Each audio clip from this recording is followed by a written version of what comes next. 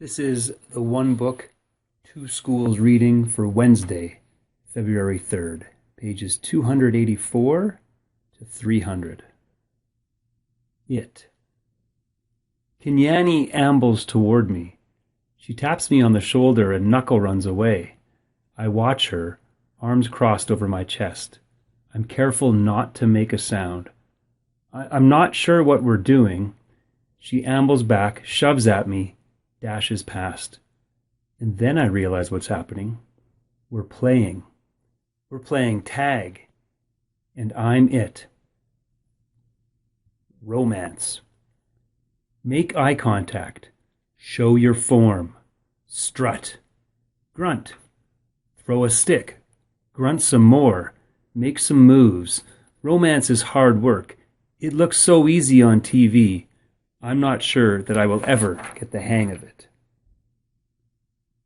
More about romance. I wish Bob were here. I could use some advice. I try to recall all the romance movies we watched together. I remember the talking, the hugging, the face licking. I'm not very good at this, but it's fun trying. Grooming. Is there anything sweeter than the touch of another as she pulls a dead bug from your fur? Talk. Gorillas aren't chatty, like humans, prone to gossip and bad jokes. But now and again we swap a story under the sun. One day, it's my turn. I tell my troop about Mac and Ruby and Bob and Stella and Julia and George, about my mother and father and sister. When I am done, they look away, silent. Kenyani moves closer. Her shoulder brushes mine, and we let the sun soak into our fur, together. The top of the hill. I've explored every nook and cranny of this place, except for a hill at the far end where workers have been repairing a wall. They're finally gone. They left behind fresh white brick and a mound of black dirt. While the others laze in the morning sun, I want to explore the hilltop. They've been there before, and I have not. Everything is still fresh to my eyes. I take my time going uphill, savoring the feel of grass on my knuckles. The breeze carries the shouts of children and the drowsy hum of bumblebees. Near the top of the hill is a low-limbed tree, the kind my sister would have loved. The wall is endless, clean and white, stretching far down to the habitats beyond my own. It's high and wide, carefully built to keep us in and others out. This is, after all, still a cage. It rained last night, and the pile of dirt is soft to the touch. I scoop up a handful and breathe in the loamy smell. It's a rich brown color, heavy and cool in my palm. And the wall waits like an endless blank billboard. The wall. It's a big wall, but it's a big pile of dirt, and I'm a big artist. I slap handfuls of mud on the warm cement.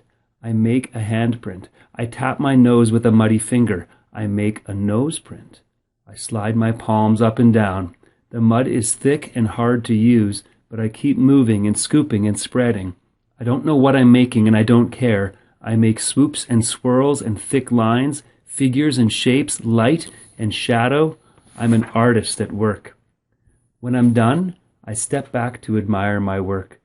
But it's a large canvas, and I'd like to get a better view. I go to the thick-limbed tree and grab the lowest branch. I try to swing my legs. Umph.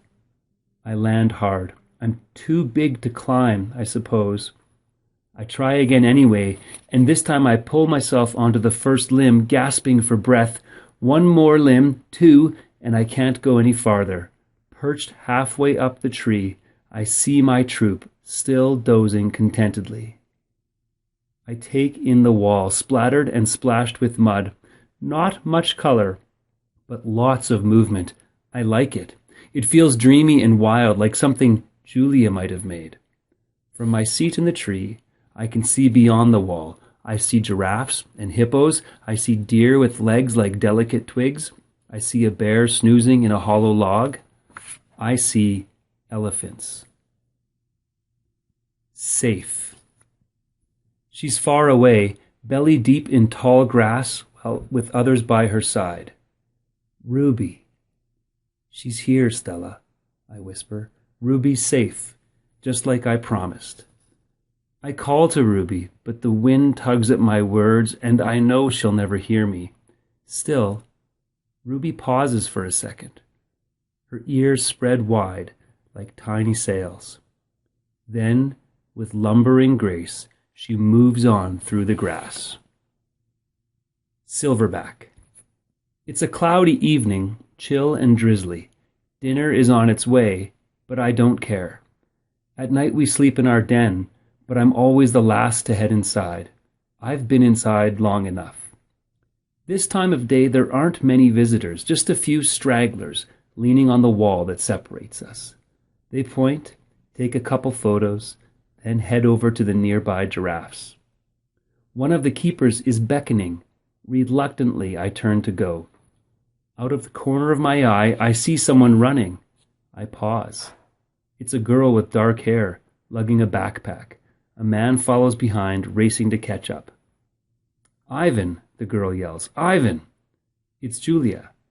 I scramble to the edge of the wide moat that skirts the wall. Julia and George wave to me. I dash back and forth, hooting and grunting, doing a gorilla dance of happiness. Calm down, says a voice. You're behaving like a chimp. I freeze. A tiny, nut-brown, big-eared head pops out of Julia's backpack. Nice place, Bob says. Bob, I say, it's really you. In the flesh. How? Where? I can't seem to find any words. George's job at the zoo doesn't start till next month, so he and Julia made an agreement. She's walking 3 extra dogs to cover my food. And get this, they're all poodles. You said you didn't want a home, I say. Yeah, Bob says, but Julia's mom likes my company, so I figure I'm doing everybody a favor. It's a win-win. Julia pushes Bob's head back inside her backpack. You're not supposed to be here, she reminds him. Ivan looks great, doesn't he, Jules? George asks. Stronger, happier even. Julia holds up a little photo, but it's too far away for me to see. It's Ruby, Ivan. She's with other elephants now, because of you. I know, I want to tell her. I saw with my own eyes. We stare across the expanse that separates us. After a while, George pats Julia's arm. Time to go, Jules. Julia gives a wistful smile. Bye, Ivan. Say hello to your new family. She turns to George. Thank you, Dad. For what? For, she gestures towards me, for this. They turn to leave. The lamps that light the zoo pathways blink on, blanketing the world with yellow light. I can just make out Bob's little head sticking out of Julia's backpack. You are the one and only Ivan, he calls. I nod, then turn toward my family, my life, my home. Mighty Silverback, I whisper. That's the end of our book. We hope you've enjoyed this year's 1Book2Schools project.